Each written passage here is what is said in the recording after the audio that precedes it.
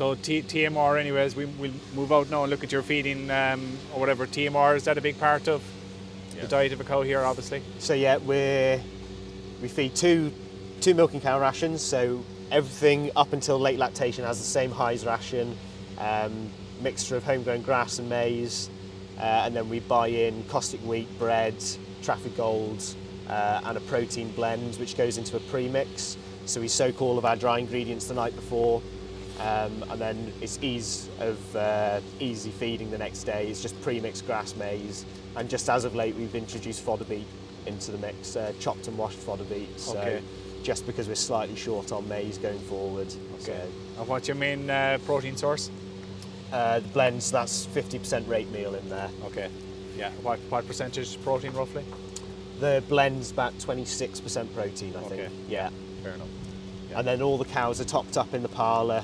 We do feed in the parlour.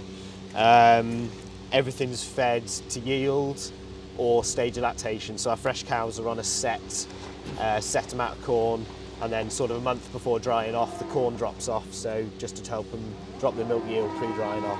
Okay. So what are we looking at here in terms of your tanks and silos? So yeah, we designed all this to be all in a line. Basically, it's just ease of feeding, ease of management again. So we have 2 blend bins up the far side. We have a molasses tank, which we aren't using a liquid feed at the minute. Water, which is currently leaking. Yeah. For our pre-mixes for soaking the dry ingredients and our dry cow diets to drive intake. Yeah. And then we do have a small bin which we used to use for supplementary feed for the dry cows, which we're not using at the minute. Okay. So that was from our young stock farm up the road. Yeah. Okay. So your grass silage, you were saying anyway, you're going on to a 5-cut system? So yeah, we've about 4 or 5 years ago we moved to 4 cuts of grass, cutting an interval of roughly 6 weeks. With our improved slurry infrastructure over the last year or so, we're trying to get slurry out quicker after each cut of grass, so we should be able to move to 5 cuts. Yeah. Really, a big focus of mine this year is trying to drive yield from forage on a high yielding herd. So I think we're losing out on about 1,000 litres per cow per year to forage. So that also involves new design of pits, which you'll see in a minute. Yeah. We do struggle with grass slippage. Okay. And as we've got more cows, pits have got higher and higher and higher, and you try and compact more and more silage into the same space, and it does slip out. Yeah. So. Okay. So Miles, we're looking at a pretty big maize pit. Yes. Yeah. What height is it? Or we could just about reach the top of that with the 7 metre reach on the JCB. Okay. So it'd probably be a little bit bigger higher than 7 metres, I'd have thought. Yeah. Okay. Yeah. So big pit. How would you cover it, or what's your routine covering it with plastic and? So in previous years we do a layer of cling film, a layer of black plastic,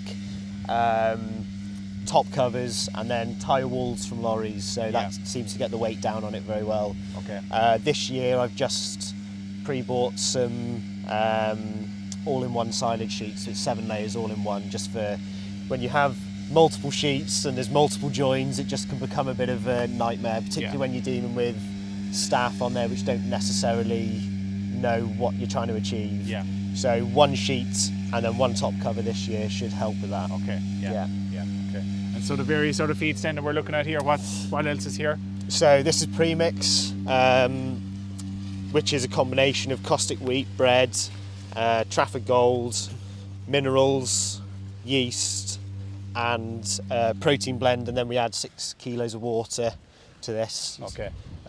Swells the grains basically to aid digestibility the next day. So, and it's easy feeding, and it makes it more accurate because you're doing a premix we do 2 premixes for 1,300 milking cows, 1,400 milking cows. You're a lot more accurate with your feeding. If you're trying to load a few hundred kilos of this and a few hundred kilos of that, you can soon become less accurate with it. Are you mixing that yourself, or is that bought in? We mix that ourselves. Yeah. Fine. And say here? That's chopped and washed beet. Yeah. So again, that's only going in the ration because we're just slightly short of maize tonnage with the expansion of another 200 cows last year. So. Yeah. Yeah. And cows like beet? They do. once they're on it, it Yeah. takes them a bit to get on it, but Yeah. yeah, they do like it. Yeah. Yeah. Yeah. So And that's all your straw component then? yeah, so straws all bought in. We don't do any of our own. Just bought off the lorry, and then like we don't have a lot of bedding yards on straw, but we are chopping probably about 25 to 30 bales a week with the rotor grind. Yeah. For dry cow diets and young stock feeding as well. Yeah. So we have a quick look at this here, so the rotor grind. Okay, so how does that work? So it's just a tub grinder, and it's basically got hammers spinning in the middle, Yeah. which just thrashes it down to a short. We try and aim for only basically a few centimetres length. Okay. It's done some work now, and realistically, we could look to. I think Teagle now do a very good design, which really does hammer the straw down every time. So, Yeah. yeah. Okay. And that's the end product over there, is it? That's the end product over there. Yeah. Okay. So yeah, we just chop straw twice a week, basically. Keeps it fresh. So this is a newer pit then, a newer design? So these were both built last year. Gone for quite short walls, because every time we put up high walls with a silage pit, we tend to knock them over. Yeah. Tarmac floor, and it's all draining this way into drains, which are diverted into the effluent lagoon there. Okay. So yeah, the plan is to eventually build that straight shed to deal with all of this feed components, basically keep them under cover. Yeah. But we're getting through Arctic loads of each of these a week, so it's Yeah. not like it's tipped up for long. Okay. And yeah, have this pit emptied. This is May's 2022, and the big clamp is May's 2021. Okay. So we're currently mixing it at the minute. We're just going to up this slightly to get it emptied, ready for first cut. Yeah. So Yeah. So just going briefly on the feeds we're looking at here then. So this is- Trafford Gold. Yeah. So that's like a brewer's byproduct. Yeah. Processed bread. Behind the feed wagon is soda treated wheat, Yeah. and then everything else is in the blend. So Yeah. On the surface here, you went tarmac. What's Went- the benefit of that? I mean, it's laid quickly, Yeah. very quickly. It's hard wearing, and you can go on it very soon after. Concrete, you have to wait quite a long time for it to go off before Right. you can actually do anything with it. Yeah. I've heard of some people have laid tarmac on the Friday and they've been clamping on the Monday before Okay. now. So Okay. yeah, that was partly that. And what thickness roughly? I think there's 4 inches of tarmac, and then there's a couple of inches of asphalt on the top as well, which is supposed Okay. to be a slightly harder wearing. Okay, yeah. Can deal with the acidity of silage. Yeah. So So your walls then are panels made up yeah, just concrete, 15-foot concrete panels. Yeah. So and strong pillars holding it then, I Yeah, see. yeah. Okay, and they're going well down. yeah, Okay, yeah.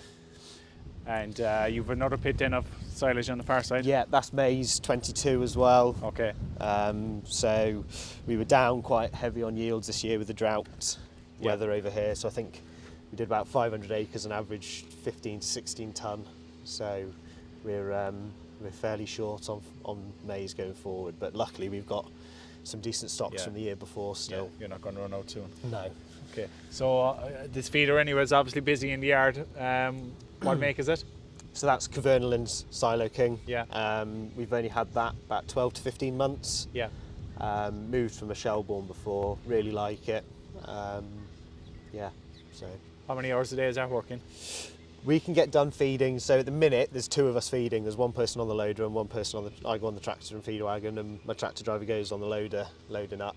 And with 2 of us, we can get everything fed in 3 hours. So That completes everything for the day then, does completes it? everything Yeah. feeding for the day. Yeah. Okay, so you're just pushing it in then as you need it after. Yeah. Then we Okay. push up sort of 6-7 times a day. Then. Okay, yeah, okay. That's good output. Yeah. For that number of cows, Yes, it's good. Yeah. Yeah. We've looked at, haven't had one on demo, but when we bought that 12 to 15 months ago, we did consider self-propelled. Yeah. Hard to get your head round the investment to start with, and it's, for us, it was just considering backup basically. If something goes wrong on that, if something goes wrong on a tractor and feeder wagon, you can put another tractor on the front of it, Yeah. or you can get out of jail and you can use another feeder wagon. Whereas if something goes wrong on your self-propelled, You're in and trouble. you're in trouble. Yeah. Yeah. Okay. But it may well be something we look at next time as Yeah. they're becoming more and more popular. Yeah. The backup's getting better and better locally, so Yeah. it may well be something we look at. Yeah. While you were saying earlier, water is obviously a key component of the farm. You're using 250,000 litres a day. Yes, yeah. So, this is your main asset for holding it. Yes, we've got a 100,000 litre water storage tank there, 3 boreholes filling it pretty much all the time. If something goes wrong, if one trips out with electrics or something like that, then and it drops below a certain level, the mains water kicks in. And as soon as the mains water kicks in, we've got a red flashing light on the outside of the parlour, so we know that there's a problem with the water supply. Okay. So we can get onto it quick. Yeah. Yeah. Very good. And 2 large feed bins, obviously. 2 large feed pins just to feed the parlour. Yeah. What capacity is in them? They're both 30 tonne. Okay. So, yeah. Truckload. Yeah.